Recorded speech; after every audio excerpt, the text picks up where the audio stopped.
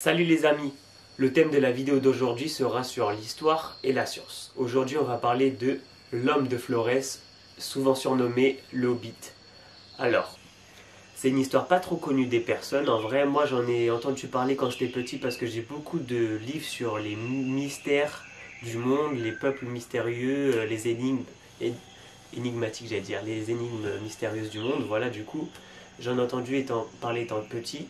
Du coup, aujourd'hui, j'ai décidé de vous en parler pour faire connaître cette histoire parce que c'est quand même un sujet hyper intéressant. Vous allez voir, il y aura beaucoup de termes scientifiques dans la vidéo, ça va être un peu compliqué, mais restez concentrés. Je vais essayer d'expliquer au maximum, d'avoir un rythme assez lent pour que vous ayez le temps de bien comprendre et bien assimiler les informations.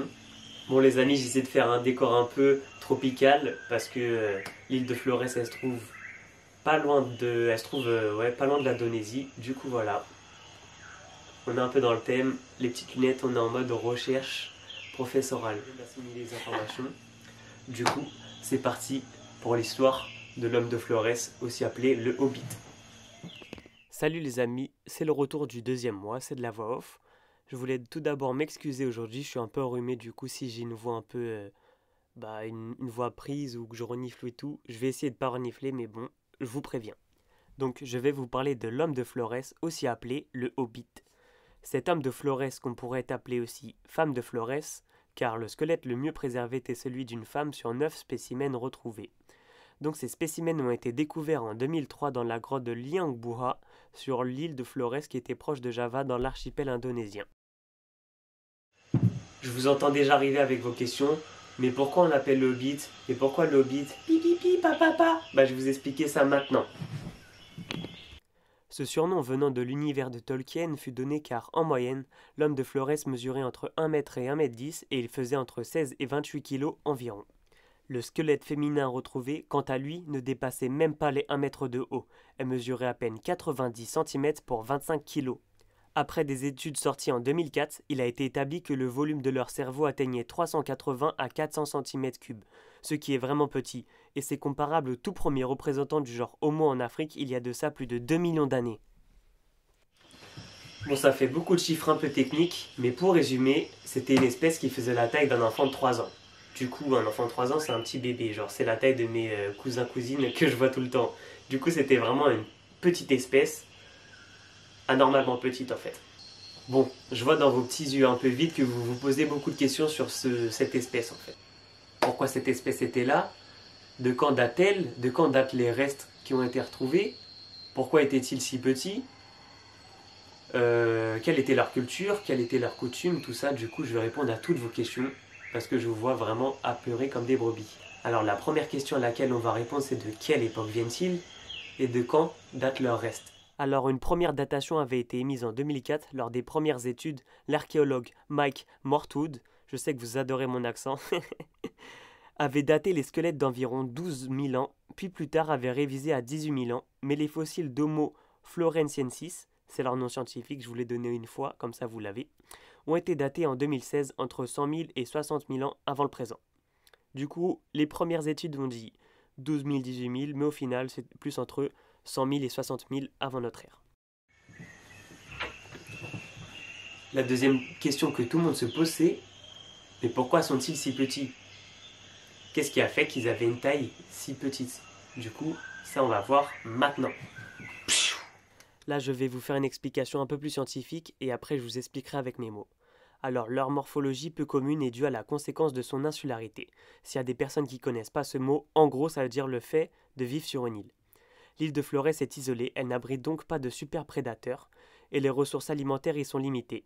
Il y a eu donc une adaptation évolutive des espèces en raison de l'isolement de l'île. Pour faire simple, les limites des ressources alimentaires sur l'île, ça a influé sur la réduction de la taille des grandes espèces, et la non-présence des super prédateurs, ça a joué sur la croissance des petites espèces. Du coup, en fait, pour résumer, le manque de nourriture, ça a amené à que les grandes espèces soient plus petites, comme les éléphants nains qu'on a parlé plus tôt.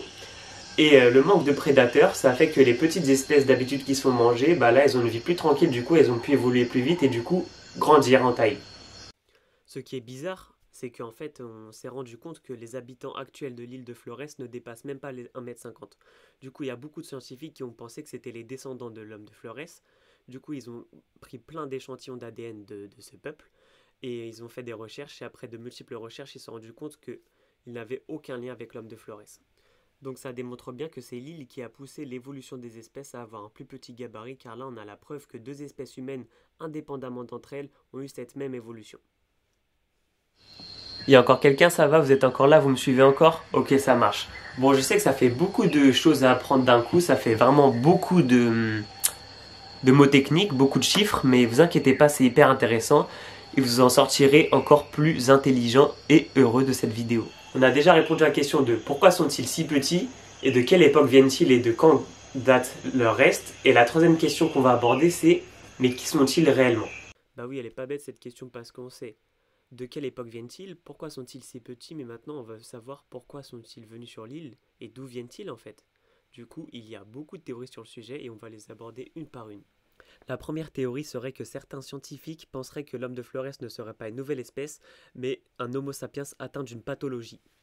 Cette première thèse a été réfutée, car à plusieurs reprises dans une étude de neuropaléontologie, on aurait pu croire que malgré leur petit cerveau, ils auraient pu être malades, mais la femme de Flores a bien fabriqué des outils, donc ça prouve qu'ils n'étaient pas malades et qu'ils étaient dotés d'une grande intelligence. Donc, première théorie réfutée. La deuxième théorie serait que l'homme de Flores descendrait d'un hominidé plus ancien du genre Australopithèque.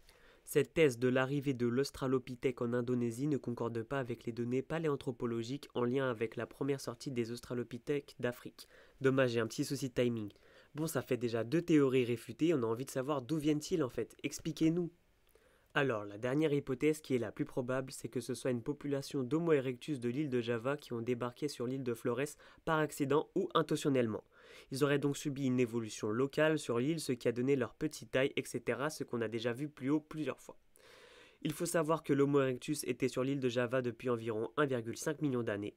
On a retrouvé des outils en pierre taillée datant de 1 million à 800 000 ans. C'est donc une preuve d'une arrivée très ancienne sur l'île de Flores d'hominidés ayant évolué sur place. Ça confirme donc très bien l'hypothèse d'une population d'Homo erectus venant de Java ayant évolué localement sur Flores. Donc l'homme de Flores serait bien une espèce distincte de l'Homo sapiens. Enfin, on a enfin une autre réponse. Ça fait 4 questions à laquelle on a répondu. Il y a encore quelques petites questions. On se retrouve pour la question suivante. On se croirait en cours de fac sur l'anthropologie ou de la paléontologie tellement on parle de sujets compliqués, enfin qui ont l'air compliqués, mais en fait avec des petites explications c'est vraiment plus simple. Mais du coup les amis, voilà, vous inquiétez pas, on arrive bientôt sur des sujets un peu plus abordables et un peu plus folkloriques. On s'attaque à la dernière partie de la vidéo qui est le folklore et les légendes de l'île de Flores et des îles aux alentours. Et vous allez vous rendre compte que l'homme de Flores est étroitement lié avec plusieurs folklores, légendes qui datent de plusieurs siècles et même maintenant en fait ils sont étroitement liés avec ces légendes, vous allez voir. Tout d'abord on va parler de la cause et des raisons potentielles de l'extinction de cette espèce. Alors la principale théorie serait que l'homme de Flores se serait éteint peu après l'arrivée de l'Homo sapiens dans la région, possiblement à cause de la concurrence entre les deux espèces. Il y a une deuxième théorie un peu plus folklorique, elle va nous permettre de faire le lien entre les légendes et les folklores autour de ce peuple. Alors je vais vous lire un article paru le 30 octobre 2004 dans le New Scientist. Les membres du peuple Nage qui vit au centre de Flores racontent qu'il y a environ 300 ans, les villageois se sont débarrassés des zébus gogo par ruse et ont convaincu d'accepter en cadeau de la fibre de palmier pour tisser des vêtements. Lorsque les zébus gogo eurent ramené la fibre dans leur grotte, les villageois y jetèrent un tison pour y mettre le feu. Presque tous les occupants périrent, excepté un couple qui se serait enfui dans la forêt, ou peut-être leurs descendants y vivraient encore aujourd'hui. L'article précise aussi que ce genre d'histoires sont très répandues en Indonésie et que d'autres contes évoquent les zébus gogo enlevant des enfants pour apprendre de l'art de faire la cuisine. Alors pour bien comprendre ces petites légendes, je vais vous expliquer qui sont ces petites créatures, les zébus gogo ou ebu gogo. Je sais pas trop comment on dit, mais bon, les zébus gogo. Les histoires de folklore indonésien parlent d'une créature nommée Ebu Gogo, ce qui signifie la grand-mère qui mange tout. C'est un petit être poilu au ventre, protubérant et aux oreilles décollées. Selon les dires, ces créatures étaient encore présentes il y a 400 ans à l'époque où les premiers commerçants portugais abordaient l'île à la recherche d'épices. Il semblerait même qu'on trouvait des Ebu Gogo il y a encore un siècle. Bon les amis, je crois que j'ai fini de vous présenter l'histoire de l'homme de Florès. Alors oui, c'est un résumé très vulgaire, pas du tout scientifique, mais bon, je vous ai apporté une histoire un peu qui sort de l'ordinaire. Du coup, c'est ma première vidéo dans ce genre-là. Du coup, soyez clément avec moi. N'hésitez pas à me dire en commentaire les améliorations que je peux faire, ce que vous avez pensé. Et voilà, du coup, c'est un sujet hyper intéressant et hyper gros. Du coup, n'hésitez pas à aller vous renseigner vous-même, regarder des vidéos, lire des articles.